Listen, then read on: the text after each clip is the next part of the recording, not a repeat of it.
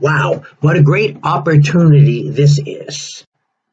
Gives me a chance to talk a little bit about my theatrical career, my experiences, a little bit about COVID isolation, a little bit about what it is to be a senior in the media age, turning 70. That certainly puts me in that age group. And to tell you just some stories that have affected me throughout my lifetime. So thank you very much for this opportunity. Going to start very simple with my name. I was born John Brown. But what do you do with John Brown?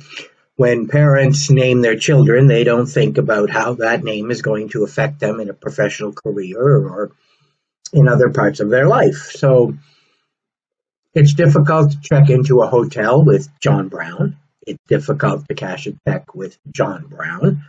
So when I visited the Charlottetown Festival in 1973, I came away with that thinking I need to do something about that name. John Brown does not demand an answer, a telephone call, does not demand respect in a certain kind of way. I'm named after both my grandfathers, and I am extremely grateful because they were remarkable people and remarkable men, but John Brown just doesn't work in the theater community. So I decided to use my middle name, which is Frederick. So everything I've written, produced, directed, designed has gone by J. Frederick Brown. When I work as an actor or when I work on the crew, I am John Brown. But everything written, published professionally, J. Frederick Brown. When I used to make phone calls and I would say to people, tell them to call John Brown, here's my number, I rarely got a reply. John Brown just didn't demand respect. When I asked them to please call J. Frederick Brown at this number, then that name, in a way, demanded respect. So that's what it was. Now, I've had different reactions to that throughout my life. Sometimes I think it's pompous. Sometimes I think it's an injustice to my family and all that kind of stuff. But opportunities are scarce, and you got to make the most of them. And I wanted a name that would be remembered. So I go by J. Frederick Brown. Now at 70, if I was 20 years of age again and doing this all over, I'd probably just use my middle name as my last name and go as John Fredericks. But there's many things out there under J. Frederick Brown, so it remains J. Frederick Brown. 1973. My first visit to the Charlottetown Festival, my first exposure to Alan Lund. Over the years, Alan would turn into a mentor of mine as I admire his work and now do a lot to keep his memory alive, maintaining Facebook sites and doing a tribute book outlining the remarkable career of this man. But in 1973, I was sitting in the audience watching Mary, Jane Eyre, and Anne of Green Gables, and completely enamored. It was a totally new experience for me, and I was lucky that I was born in a time that it was $70 return flight to Charlottetown from Halifax. That you could stay in a hotel for $29, and that Alan was smart enough in his production planning to make sure that any visitor to the festival could see all three shows on a weekend. Meaning you could fly over Friday afternoon, see a show on Friday night, let's say Jane, go and see the Anne matinee on Saturday, and then see Mary on Saturday night and fly home on Sunday. That was perfect. It was relatively inexpensive. I could leave work on Friday, see the shows, and be back for work on Monday by noon. So it was a really good experience. And a really good time to be around, especially when tickets to the main stage were $5, $6. Great time. Alan's been responsible for Anne of Green Gables and many, many, many other musicals that were developed in Charlottetown. And the Charlottetown Festival and the Confederation Centre of the Arts became known as Canada's National Musical Theatre because their mandate at the time, because it has since changed, but at the time was to develop new Canadian musical works. And under Alan and the think tank of professionals that he brought to PEI, he produced a whole repertoire of works that are now classics in the Canadian musical theatre field. My part in that was small. Alan's been gone for many years now, but I have spent decades collecting research material, librettos, scripts, scores, newspaper articles, all that kind of stuff, trying to chronicle Alan's career. I've been somewhat successful in doing that, and probably the biggest success is that many of the alumni who worked with Alan at the Charlottetown Festival are members of the sites and have supplied programs, newspaper clippings, pictures, etc. And putting this all together, we, together, have created this remarkable record of Alan's tenure at the Charlottetown Festival. My favorite theater quote? I think it originally came from Lehman Ingle in his book called Words with Music, but it goes something like this. One's aroused by this, another finds that fit. Each loves the play for what he brings to it. Now, that's a quote that I have used my entire life. When I write or direct or even produce, I try to look at the material from different angles. I do that because no two people sitting in the theater watching a show react to the show the same way, or react to a moment in a show the same way. For instance, I can be sitting in the audience and watching Johnny Belinda at the Charlottetown Festival, and when the father in that show takes off his belt and threatens to hit Belinda, the hairs on the back of my neck go up. If I'm watching David French's Leaving Home and the father takes the belt off and raises it to hit the child, the hairs on the back of my neck go up. Now,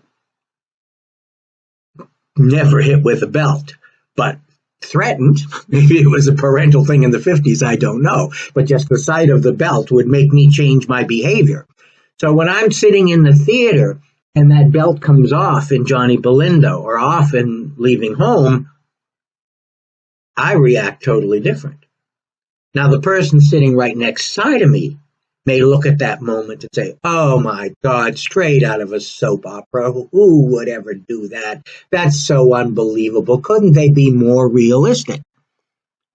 I find that process amazing, that I can react to something one way and someone beside me reacts to the same stimuli in a totally different way. Therefore, as a director and an actor, I have to think about how my words and my actions and the visual that I put forth on that stage pleases both people who may have opposite views. Very, very, very interesting. When I'm directing and an actor says, can I try it this way, or I have an idea, I personally listen to that because, going with what I said earlier, everybody reacts differently. And if the actor isn't in tune with the way I'm reacting, then we have to find a way together to make that work on the stage. Another quote that I really, really like is, again, by Lehman Ingle, and it says, working within limits is easier than working without. What a great piece of advice. I'd rather work on a show with a $5,000 budget than on a show with an unlimited budget. When I know it's $5,000, I work within that budget. I do the very best that I can within that budget, and those are the restraints. When it's unlimited, I keep wanting to change and change and change and find a better way of doing things, which usually means a more expensive way of doing things. So I really like having limitations budget-wise, career-wise, acting-wise, proscenium arch, stage space-wise. those limitations help me form my vision. Now, again, not everybody likes to work that way. My biggest disappointment in working that way is the critics, because the critics don't know the limitations that a director is working under. A critic never says, well, that's the best he could do with the money that he had. The critic just looks at a show and says, well, could have been better. Well, that's true from the critic's point of view. But from the director's point of view or the producer's point of view, there are limits which affect decisions, which affect what you see on the stage. Some directors see that as a problem. I don't. I see it as a guideline.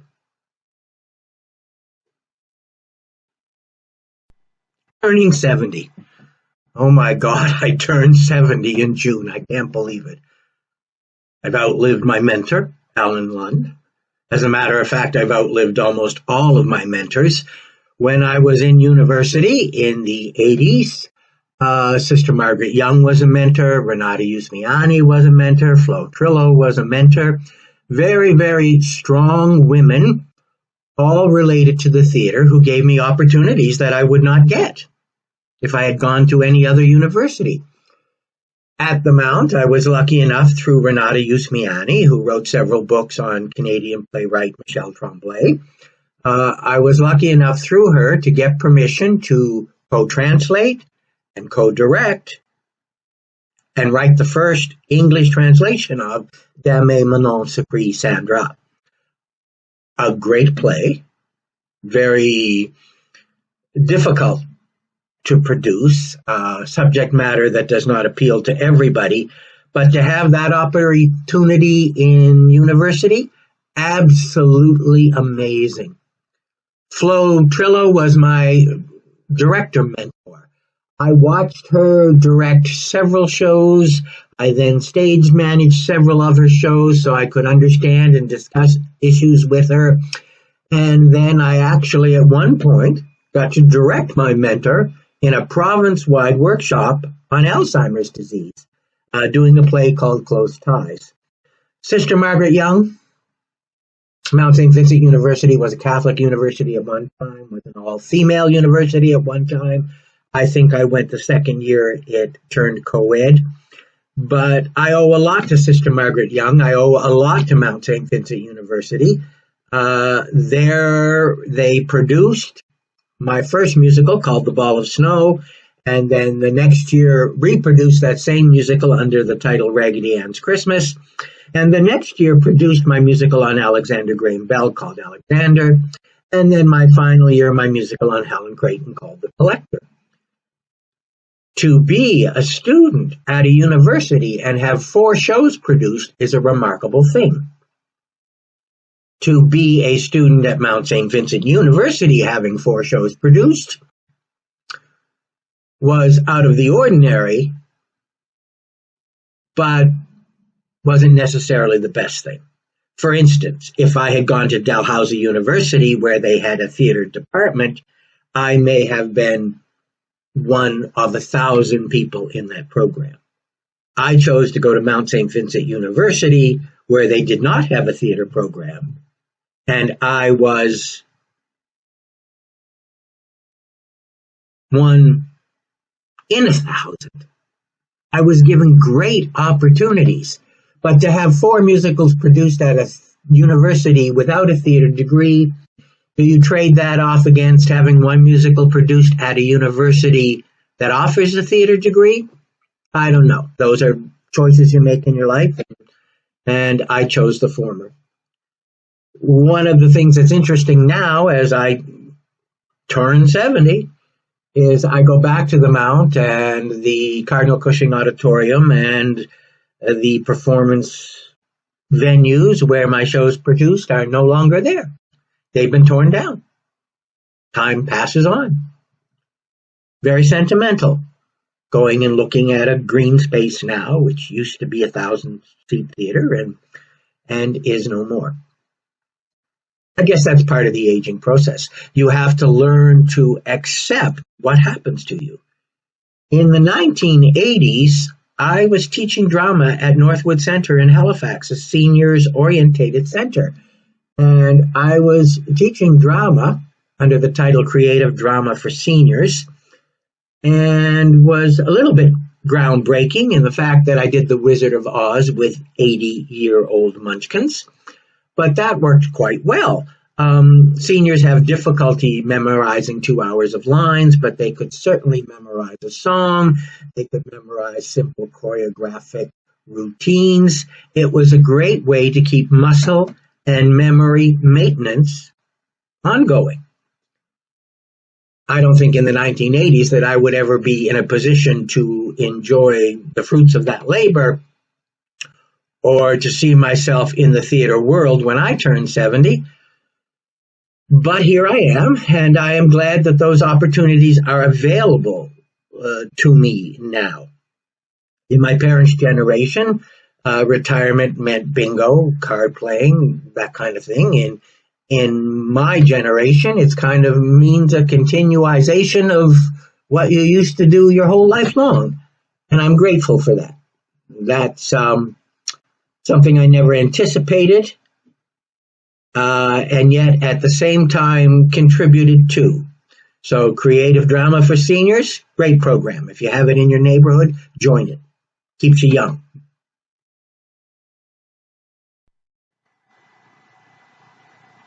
Some theater stories that I think I'd like to share. Well, everybody involved in theater has theater stories, and they're funny to those involved, but not necessarily to someone being told them. So I'll try to keep them as short as possible. I wrote a musical called Alexander, based on the life of Alexander Graham Bell. And it premiered at the Mount. And one day I get a letter in the mail from Alexander Graham Bell's granddaughter, Barbara Fairchild Mueller. And it says, "You call my grandmother May. I've never heard her called May. She was always Mabel. Living so close to Patek, I would have thought you had gotten it right." So I was a little bit bothered by this because I had been researching the show for several years. And eventually I told her in a telephone call that my research led me to believe that it was May prior to the marriage and Mabel after the marriage. And that because she was deaf and spoke phonetically, Mabel became Ma Bell, which became Ma Bell, Bell Telephone. But that's not the funny part. The funny part is how nervous I was on the day that I was going to call up the granddaughter of the man who invented the telephone and have a telephone conversation with her in Florida. So for about 3 days before, I go around the house and I'm going, "Hello, my name is John Brown. Hello, my name is J. Frederick Brown. I live in Halifax, Nova Scotia. I would like to speak to Barbara Fairchild Mueller, please." And I practice and I practice and I try to get the tone right and the phrasing right and try to keep it short so she won't hang up. But the one thing that's going through my head is you have to have perfect, polite telephone manners. You are talking to the granddaughter of the man who invented the telephone. I finally get the nerve to do it, and I call her up and I say, "Good evening, this is John Brown calling from Halifax, Nova Scotia, and I'd like to..." "What?" I said, "Good evening, this is John Brown calling from Halifax." "Where are you calling from?" I said, "It's John Brown calling. I'd like to speak to..." I started to laugh because here I am talking to the granddaughter of the man who invented the telephone. I spent 3 days worrying about perfectly polite telephone manners. And here's the granddaughter of the man who invented the telephone screaming, "What?" into the phone. One, it shows you that I was being ridiculous. And two, it shows you that people are just people. Another interesting story, which is really weird, is I had gotten permission from Marjorie Kellogg to do a musical adaptation of Tell Me That You Love Me, Junie Moon, which was a novel of hers that was quite famous and was turned into a film directed by Otto Preminger and starring Liza Minnelli. So it was quite serious. And I got permission from her to adapt the novel and the screenplay, because she wrote it, into a libretto for a musical. And I spent a couple of years doing this, and then finally I sent her the second, third, fourth, or fifth draft, I don't know. And I got this letter back from her that said, "Who are you? What are you doing? That's my work." And I thought, oh, something's wrong here. So I waited another year or so, and I contacted her publisher in Boston. And the publisher informed me that Marjorie Kellogg had developed Alzheimer's, and that she probably forgot that she had given me permission to adapt. Luckily, I had it in written form, in the form of letters. But there was nothing that could be done now, because she would say she didn't give me permission. And as cruel as it sounds, I would have to wait for her passing so that the rights to the material could become the property of the estate, and then I could apply to the estate for the rights to adapt, which I did. And that only happened because I had, in letter form, permission from Marjorie to adapt. Another short story, Lesley Gore. Wrote my musical, My Town, My Guy and Me, based on the recording career of 60s pop star Lesley Gore. In 2004, she flew up from New York to attend a performance of it in Cornwallis, Nova Scotia. Lesley hates the song, Sometimes I Wish I Were a Boy. And she tells the story that Quincy wanted her to record Sometimes I Wish I Were a Boy, and she wanted to record You Don't Own Me, and they couldn't come to terms, so the final agreement was, I'll record that if you will record that. So they recorded both of them to please both the artist and producer. Still not the story. But I'm sitting over dinner with Lesley, and she's on the other side of me, It's My Party, Judy's Turn to Cry, You Don't Own Me, all these kind of songs. And she's telling me this story that she never liked, Sometimes I Wish I Were a Boy. And she asks why I put it in the show. And I said, well, Lesley, you're probably not going to like this, but I had to find a song that was worse than It's My Party. I said, It's My Party's 4 chords and a heartbeat. It's a very simply constructed song, and it worked very well in the pop venue. But now that I'm trying to put it on the stage, I didn't want those 4 chords and a heartbeat to be the weakest moment on the stage. So I deliberately chose a song, not because you disliked it, but because I thought it was inferior to It's My Party, so that somebody couldn't say It's My Party was the weakest moment of the show. God, those things are funny. I don't know how you find the nerve to do that. But when you're in the theater, sometimes you have to make those very difficult decisions and inform people that there are reasons for the choices that you make.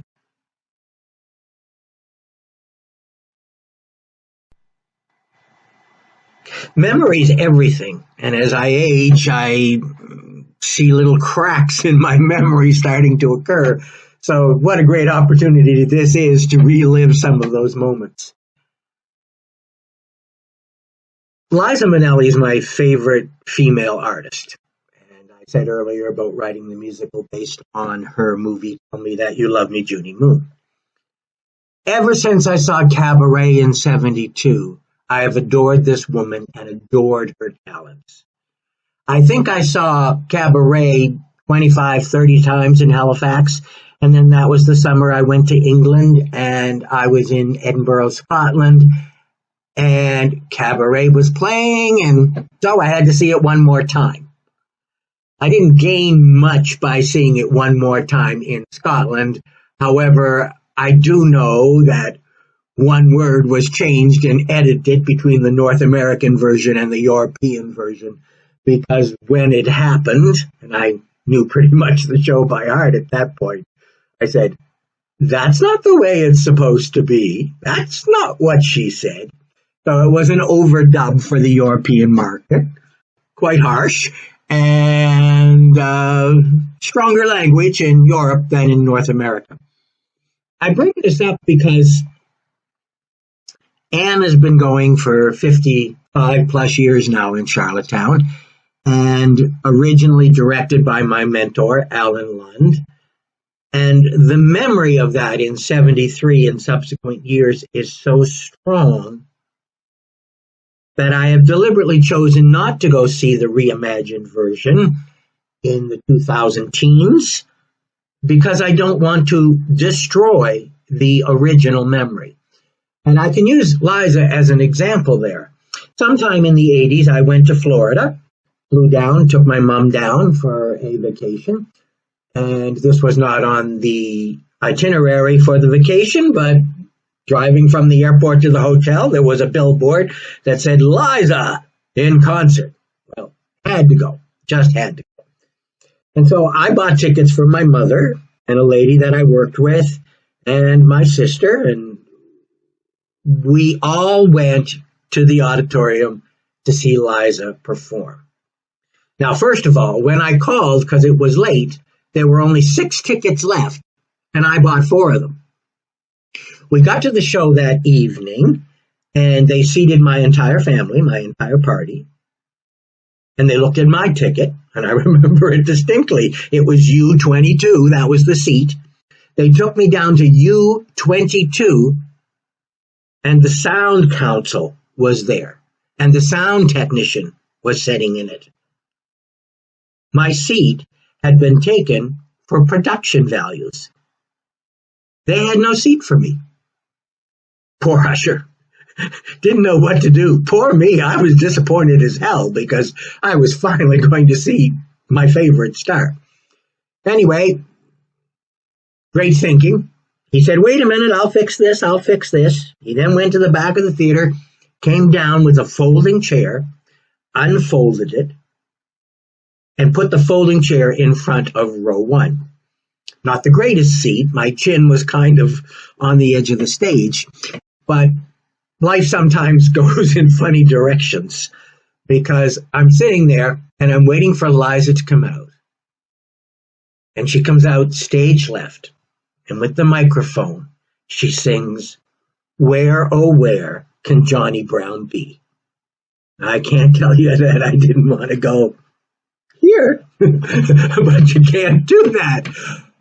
But sometimes when life throws you a disappointment, it can turn out to be something so memorable, to be in the front row, so close to my idol, so close that people in my party were saying, we looked at the stage and we saw the back of a head in the spotlight, and we said, that looks like John's head.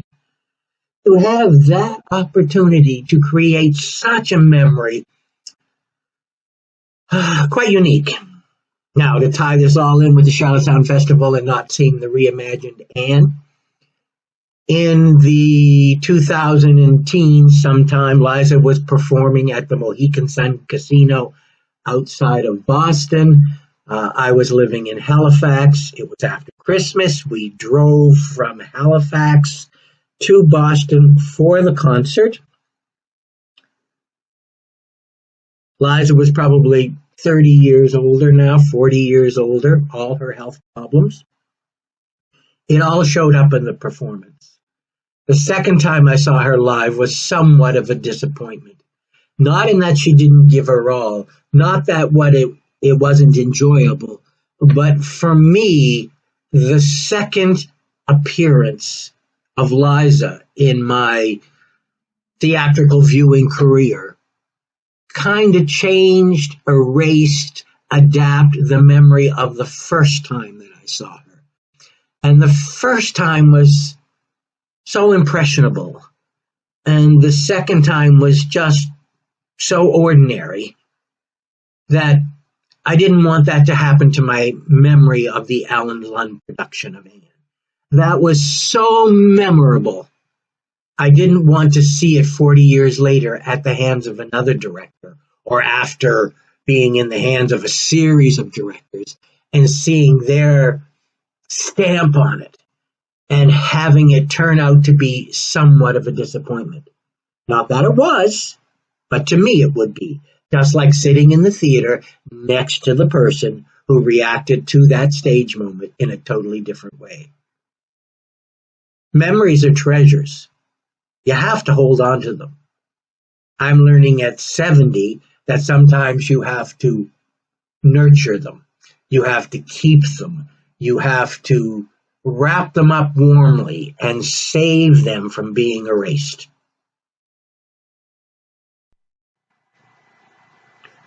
COVID's been tough, especially on theater people, on cast and crew and directors, as restrictions came into play and fewer people were allowed on the stage and fewer people were allowed in the audience, and you had to disinfect seats in between. There came a point where very little was being done in the artistic world. COVID affected everybody.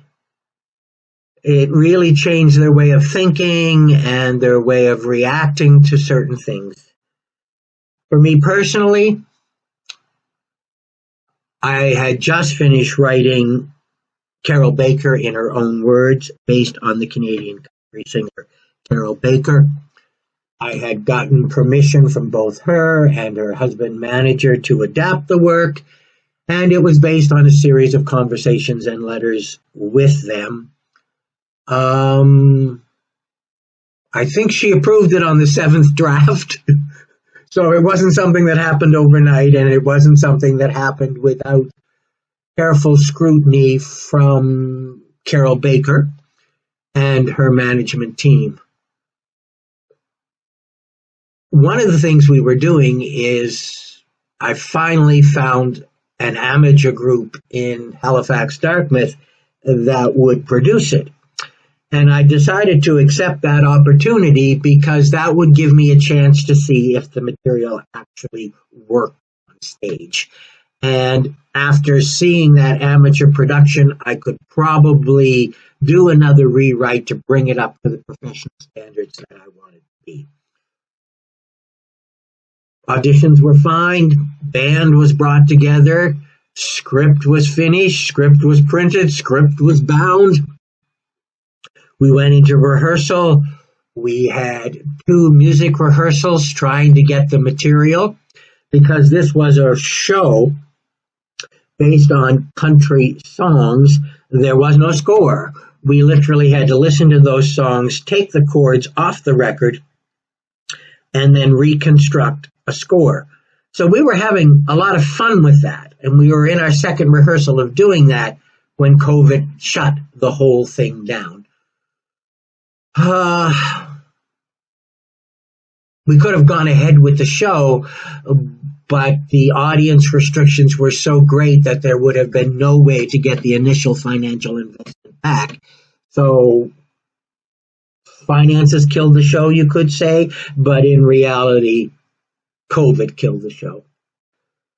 I really wonder what other works of art across the country got canceled, didn't get written, didn't get produced, had an almost opportunity like mine. There are a lot of them. Long-term COVID, they say it affects people. It affects the arts too. I don't know if going through the past 2 or 3 years have robbed me of my energy to go back and revisit that show. But I kind of have a thought in my head that that was it for me. That was an opportunity. That was a lost opportunity. Not that I don't have the interest. I don't think I have the energy to revisit it again. That's the aftermath of COVID. Now, I hope that changes. I hope things get better, but COVID was a slight decline in social opportunities, a slight decline in health, a slight decline in interests.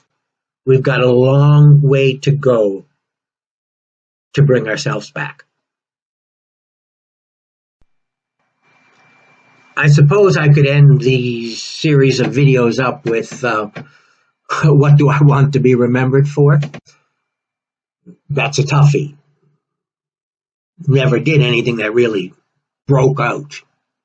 But I have always, my entire life, had an interest in making Nova Scotia history interesting to students. I've always had an interest in putting Nova Scotia history on stage. So when I wrote my musical on Alexander Graham Bell, who retired in Quebec, when I wrote my musical on Helen Creighton, who found the Farewell to Nova Scotia song, when I wrote my musical based on Edward, Duke of Kent, and Miss Julie and the Heart-Shaped Pond, and the Halifax Citadel, and all those things, that was my attempt to take the historical person and give him a stage presence. And I have been somewhat successful in that. In the 80s, when I was the artistic director of the Friends of the Halifax Citadel Dinner Theatre, called Her Majesty's Cavalier Dinner Theatre, we did a play called Edward and Julie, based on Edward, Duke of Kent, and that corresponded with the same year that Prince Edward was making a visit to Halifax. So I was lucky enough to go through the protocol office and get cleared to represent the Citadel. And when Prince Edward came to the Halifax Citadel, I presented him with a hand-bound copy of Edward and Julie, which he probably took home to Buckingham Palace and stored in the basement somewhere. But it was quite an honor to do that. He asked me, when I gave him the script, if I left the stage direction in it, or was it just the words? And I said no. He was known as the theatrical prince, so we figured he would have a great interest in how it might look on stage. So we, in fact, left the stage direction and the director's comment in the copy that we gave him. So that was quite a thrill. I take it all the way back to Alan Lund now, and my mentor. I maintain a Facebook site on Alan, Canadian director and choreographer, and I maintain a dozen or more Facebook sites on the shows that Alan created. What I would like to see happen is I would like to see Alan's name on the Canada's Walk of Fame. I have supported applications for that and put in applications for that, but that has never materialized. I also would like to see a television documentary based on Alan's career, not just the Charlottetown Festival, but all the work that he did for the CBC and all the work that he did for Rainbow Stage in Winnipeg and Kitchener-Waterloo Musical Productions and Stratford and the Canadian Opera Company and Neptune. There was so much that this man accomplished. And if I can have a small hand in getting that historical record correct, that's what I want to do for the next decade. Thanks. Hope you enjoyed this little chat. I'm going to have a coffee. Bye.